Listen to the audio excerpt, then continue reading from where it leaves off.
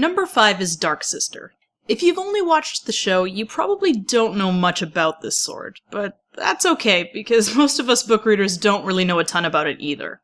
Well, other than it was present for quite a few of the Targaryens' biggest historical moments.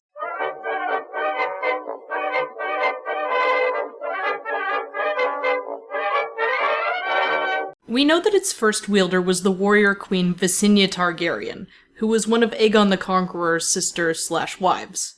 After her death, it was taken by her nephew's wife, Queen Alyssa Valyrian, and then found its way into the hands of her great-grandson, Daemon Targaryen. Prince Daemon wielded it in the Targaryen civil war now known as the Dance of Dragons, before passing it on to his grandson, Prince Aemon Targaryen, who with the sword became famous as the legendary Dragon Knight. Finally, the sword ended up in the hands of his bastard nephew, Brynden Rivers. Brynden, or as you might know him now as Bloodraven, defended the Targaryen crown bravely against the Blackfyre rebellion. But, after being unfairly scapegoated, was sent to the Wall, where he became the Lord Commander, and sometime later mysteriously disappeared. However, it's unknown whether Dark Sister was seized during his arrest, or if it was lost beyond the Wall with him. My guess is the latter, but either way we have absolutely no idea where it is now. And description-wise, we know even less about it, other than it was a far bit more slender than Aegon's sword Blackfyre. Speaking of which... Number 4 is Blackfyre. I guess we could call it the brother of Dark Sister. The two swords share a very similar history, but while Dark Sister's greatest stories were always in the hands of queens, princes, and knights, Blackfyre was always the sword of kings. After bringing Westeros to its knees, Aegon's sword passed through the line of Targaryen kings for almost 200 years, until Aegon IV broke tradition by giving the sword not to his legal heir, but his bastard son Daemon Waters, who upon legitimization changed his surname to Blackfyre. Daemon, feeling he had the better claim due to being his father's favorite, tried to usurp the throne, causing the Blackfyre Rebellion. So, if you were quick enough to catch it in the information bomb I just dropped on you, Blackfyre and Dark Sister, who were united in shaping the Targaryen dynasty, actually ended up on opposing sides. But in the end, House Blackfyre was crushed, and last we heard Daemon's half-brother Aegor fled Westeros with Blackfyre and started the Golden Company. It's sort of ironic when you think about it. The two swords that forge Westeros as we know it currently, through long and complicated histories, were both expelled out of the kingdom to the far reaches of the world. I'm hoping that at least one, or even both of them, will pop up before the end of the series, but who knows. Then again, who would even wield it? Whoa, okay, yeah, I would be so down for that.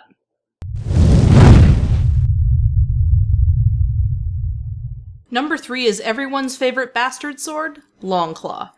Originally the Valyrian sword of House Mormont, the sword stayed in the family for 500 years. Until one day, Lord Commander Jeor Mormont's life was saved by his steward Jon Snow? I have no idea who this guy is, he must be a pretty minor character. Anyways, Jon burned and killed the White attacking him, and in return for his bravery and quick thinking, was gifted the sword. While Longclaw originally had a silver bear pommel, it was damaged when the tower went up in flames, so Jeor had a new one made to look like Jon's direwolf ghost. Again, Longclaw is one of the few swords that has a canonized book appearance, meaning that George R. R. Martin helped design the version you see here, to look like what he envisioned when he came up with Longclaw in his writing. And yeah, I swear I'm not trying to be a jerk, but I like it a lot more than the HBO design. I've just never been able to get on board with that pommel. I get that they were going for a heraldic wolf design, but to me it just looks like Chewbacca fell in a vat of bleach. And no, I didn't Photoshop a picture of that to demonstrate my point. Okay, yes, I totally did.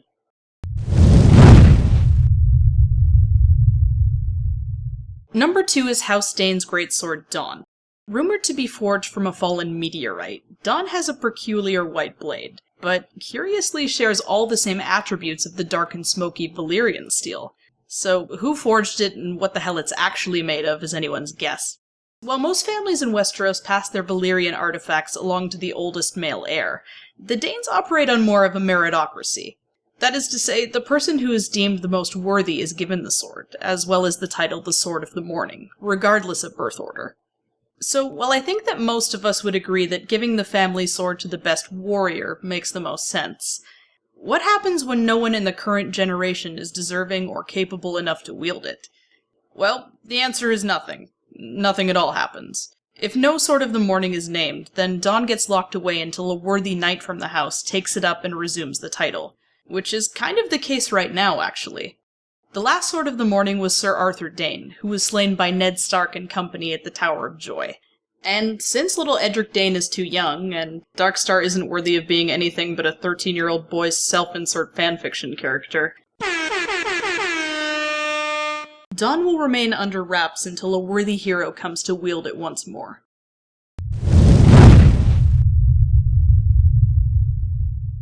Oh, come on now, what else could it be?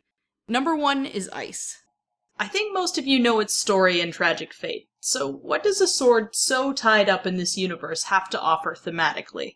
While I agree that it represents judgment, tradition, and justice, even when it's mob justice, I think more than anything it goes hand in hand with the morals of its wielder Ned, specifically his sense of honor. Think about it, Ned was ultimately struck down by his own sword, and while at face value this just seems like an extremely dick move on the part of the Lannisters, and don't get me wrong, it absolutely was, it's really a metaphor for Ned's own honor being his undoing. Remember, the first thing he did after finding out about the Lannister bastards was go and warn Cersei so that she'd have time to flee before he told Robert. By being merciful, he began the final act of events that eventually led to his death. Oh, and while we're talking about Ned's death, I don't believe in the common theme that people bring up that nice guys finish last, and I don't think that that's what Martin was inferring with the series.